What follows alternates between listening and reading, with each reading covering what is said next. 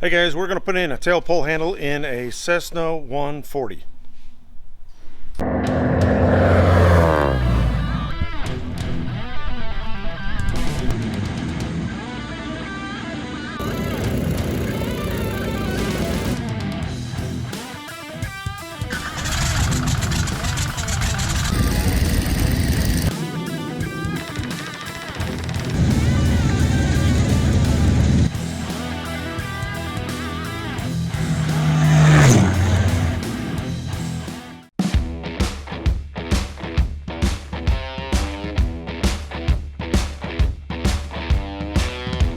Hey guys, how's it going? We're going to put a tail pull handle in a Cessna 140. This is probably the best thing you can ever do to a 120, 140, 170, 180, 185, but it's basically a pull handle.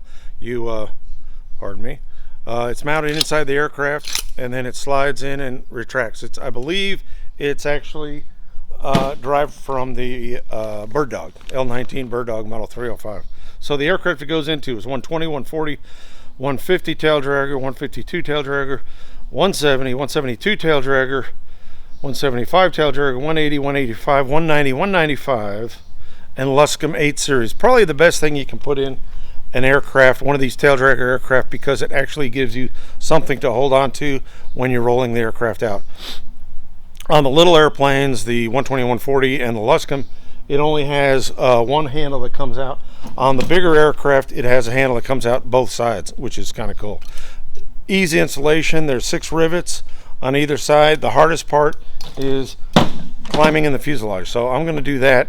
I've got to locate it. The instructions have given me, I don't know, pull the instructions here. Instructions are quite good. They give you all the dimensions of how to, where to put the handle as far as latitude, longitude, and all that.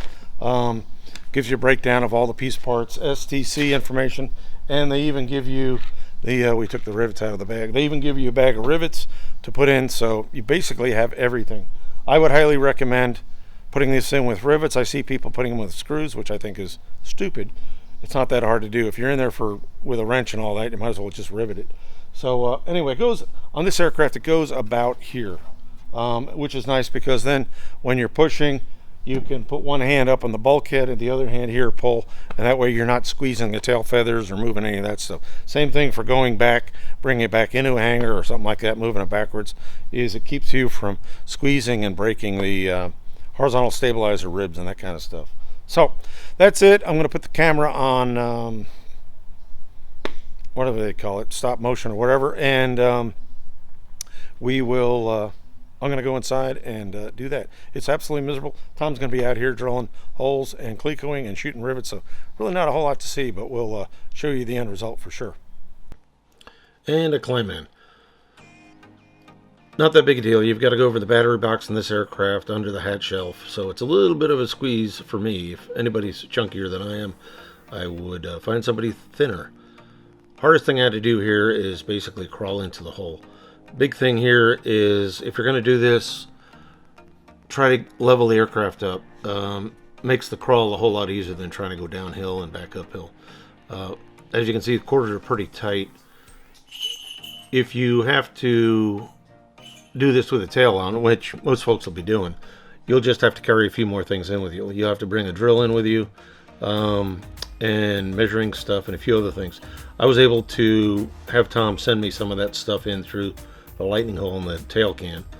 And so what I'm doing is I'm drilling out in number 40, and then Tom is drilling those back to number 30 and then clecoing those up.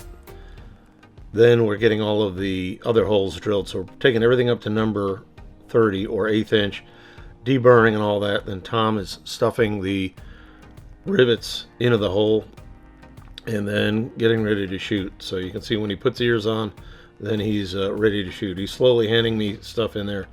Towels are really to keep the sweat from getting too much of a problem. So doing that. Here we go. Ears on. Shoot the rivets. 1, 2, 3. Boom. Other side. 1, 2, 3. Pretty quick. And then cleat goes out. And it's really pretty easy deal. There's only 12 rivets, 6 on each side. So boom. Ears back on. 3 more rivets. Bang, bang, bang. 3 more rivets, and then out I come. Just kind of make the grind. Not a big deal. If you have to do it with the tail on and all that, just normal aircraft, it's little, you've got to carry a few more things and have someone maybe hand some things to you, but other than that, not too bad. Boom, here I come. Okay guys, I had to crawl back in the fuselage again. We had just finished doing all this work, but crawled back in there, and this is what it ended up being. 6 rivets here. That's about it there. Then on the other side, go around here, the other side, 6 rivets also, and then the handle pulls out, kind of nice, and then it has a spring that keeps it retracted, so when you're flying it'll stay put. You can also get, they also have little plug buttons if you want to pretty it up, like for an air show or something. But that's been put in. It took us 2 hours. 2 people, 2 hours. That's crawling in there and getting it. Actually, it's less than 2 hours because we ended up having to straighten up the cables on this aircraft. The most important thing is on this aircraft, because we had the tail feathers off, we had to tighten all the cables, make sure they were in the correct position. So we spent some time doing that. I would say you can almost do this in an hour. Probably an hour. 2 people, 1 hour. Get it put in. Hardest part is going to get you're going to need to get your seats out. Seat bottom, seat back, rear closeout for the cabin. And if they're any bigger than me, then they can't get over the battery box if it's a stock battery box.